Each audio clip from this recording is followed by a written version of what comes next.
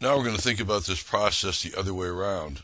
Now we're going to think of ourselves as having an investment that pays us money in the future, specific amounts of money in the future, and we are trying to figure out what it's worth to us today. That is, trying to figure out what its present value is. To find the present value of future funds, the equation on the previous slide can be solved for present value rather than future value. And if you do so by dividing each side of the equation by the interest factor, you're going to end up with this equation, which is that the present value of future money is if you have a future amount of money that's going to be paid n periods from now, n years from now. That could be 1 year from now, 2 years, 3 years from now. You take that value and divide it by 1 plus the rate of interest to the n power.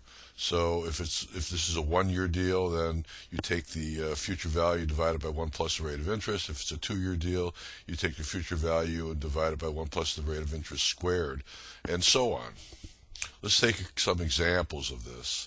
Let's take a situation where we have future value that you're promised to pay. That somebody's promising to pay you $110 at the end of 1 year. So the future value is $110. The n factor is 1. That's 1 year, 1 period, and the rate of interest is 10%. Is what we're going to say. The rate of interest is 10%. And if that is true, with a rate of interest of 10%, the present value using that formula would be the future value, which is 110. Divided by 1 plus the rate of interest. And that would be equal to $100. So what we're saying here is that $100 today, the present value, is equivalent to having $110 in 1 year, because if you invest it at $100 today, you can invest it at 10% and it'll get you $110. So $110 and $100 are essentially equivalent. Future money of $110 and present money of $100 are equivalent if you're operating with a 10% interest rate. Let's think about a future value of $121 that you're going to receive 2 years from now at a 10% rate of interest. In this particular case, you figure your present value by taking your future value of 121, dividing it by 1 plus the rate of interest squared. That's 1.1 squared, which is 1.21, and that would get you $100. And again, this is a very similar thinking process. Having $121 2 years from now is essentially equivalent to having $100 today, because you could take that $100 at a 10% rate of interest and get $121 in the future. So when we take this $121 and say that we're going to try to figure out what it's worth today, well, it's going to be worth $100, because that $100 could generate $121 if it's invested at 10%. This is called discounting of future cash flows, discounted cash flows.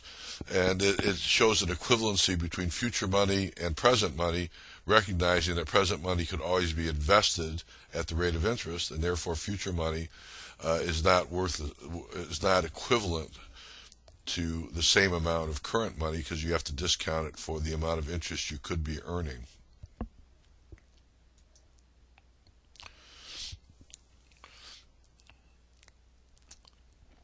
Since you could invest $100 and get $110 after 1 year, or $121 after 2 years, these equivalencies make sense.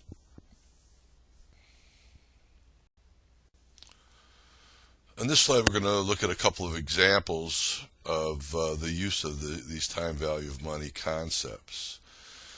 And here we're going to take a look at, try to figure out the present value, the current price of some 52-week Treasury bills. Treasury bills are promises to pay by the Treasury, and Treasury bills are considered risk-free. 52-week period is 1 year, so these are, we consider 1 year Treasury bills. And in this particular case, we're saying the Treasury is promising to give you $1,000 at the end of 1 year, and the current interest rate is 2.5%, and the question is, what is the price or the present value of that Treasury bill? Since we could be pretty sure we will get $1,000 at the end of 1 year, what would we be willing to give up today to get $1,000 in 1 year if the interest rate is 2.5%? And our present value formula gives us that information. The value, the future value is 1,000 at the end of 1 year. The interest factor is 1.025, and that's only 1 year of interest that we have. So if we take 1,000 and divide it by 1.025, we get a present value of $975.61. And that's the present value, what we'd be willing to pay today to get $1,000 1 year from now if the interest rate is 2.5%. What this means is if you had $975.61 today and you invested it at 2.5% for 1 year, you would end up with $1,000. Let's take another example where we raise the interest rate. It's the same 1 year Treasury bill. It has a value of $1,000 that's going to be paid out at the end of 1 year. And now let's look at a situation where the interest rate is now 7.5%. The interest rate actually is tripled. Let's see what happens to the present value or the price of that T-bill. Now, here the present value is now going to be $1,000, which is the future value, divided by 1.075, which is that interest rate factor, which is, and now we get a present value of $930.23. What this means, of course, is that if you had $930.23 and invested it at 7.5%, for a year, you'd end up with $1,000. So $930 and $1,000 are essentially equivalent if there's a 7.5% interest rate. $930 in 1 year and $1,000 today are equivalent if there's a 7.5% interest rate. The other thing to note is that we had a situation here where we raised the interest rate from 2.5% to 7.5%, and you can see the present value or price of the security went down from $975 to $930. And this is a generally true proposition that interest rates and prices on securities move in opposite directions, and this is true by definition. So if your interest rate goes up, the price of the security goes down. If interest rates go down, the price of security goes up. So you can anticipate what that means. Lower interest rates tend to raise security prices. Higher interest rates tend to lower security prices. And so you can now sort of understand what happens in security markets as a result of interest rate changes. Let's take a still uncomplicated, simple example, but we're going to go to a 2-year situation. Let's say we want to find out the present value or the current price of a note that promises to pay you $5,000 after 2 years with and when the interest rate is 10%.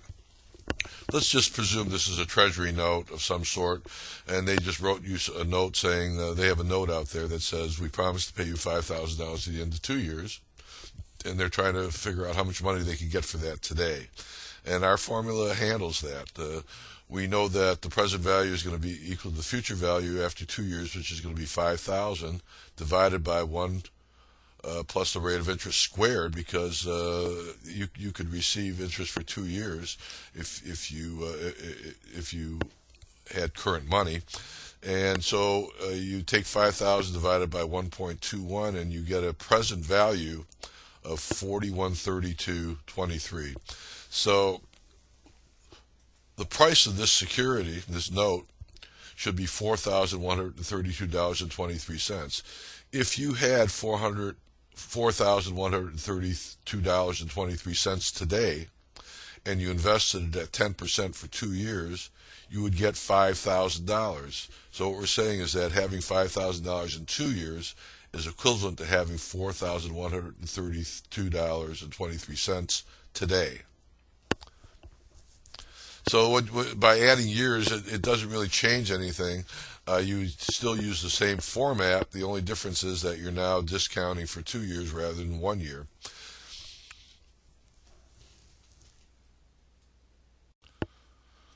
We'll continue with time and value money examples, and we're going to take a slightly more complicated one here where we have a 3-year bond, which has a maturity value of $1,000 at the end of 3 years, and it pays annual coupons of $100 at the end of each year. So at the end of year 1, you're going to receive $100. At the end of year 2, you're going to receive $100. At the end of year 3, you're going to receive a $100 coupon, and you're going to receive the $1,000 back. So this bond would be considered a 10% coupon bond, because you're paying 10% of the maturity value every year. And we'll talk about what that means a little bit later, but that's really what it is. So this is the money stream is $100 at the end of 1 year, $100 at the end of 2 years, and $1,100 at the end of 3 years, because you could receive the coupon and the maturity value. Now, the best way, we're going to say that the interest rate in the marketplace is 4.5%. Now, the best way to handle this is to take each one of these sums separately. So try to figure out what $100 1 year from now is worth, what $100 2 years from now is worth, and what $1,100 3 years from now are worth, and add them together.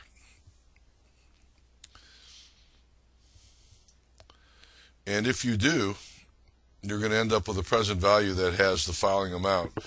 The first item is $100 divided by 1.045. That's the value of $100 1 year from now. You're going to add to that the $100 divided by 1.092025. That 1.092025 is the interest factor squared, because there are 2 years involved here. So this is the value of $100 2 years from now. And then if you take the 1,100 and divide it by 1.141166, so on, the 1.141166 is 1.045 cubed, because you're receiving it for 3 years. It's 1.045 multiplied by itself twice. So $1,100, of course, is the amount of money you can receive in the 3rd year, because you're receiving your coupon and your maturity value in the 3rd year. And if you add up all of that money, the 1st year money, 100 divided by 1.045, the 2nd year money, 100 divided by 1.092025, and the 3rd year money, 1,100 divided by 1.1411, etc. You add that all up, you're going to figure out what it's worth today, and adding it all up, you end up with $1,151.19. $1,151.19 is the value of this security. You can see this value is higher than the maturity value of the security. The maturity value is $1,000, but the actual it would actually sell in the marketplace for more than its face value of $1,000. And the reason it is that the interest rate is lower than the coupon. That's just a factor you'll have to believe me about, although I'll ask you to do something to prove it. As long as interest rates are below the 10% coupon on this bond, it'll sell for a higher rate than its face value. If the interest rate were higher than the 10%, it would sell below $1,000. Just so you can show that's right, why don't you go through the calculations with a 10% interest rate, and you'll see that if you use a 10% interest rate in the calculations, since this is a 10% coupon bond, the present value would be equal to $1,000, which is exactly the face value, the maturity value of the bond.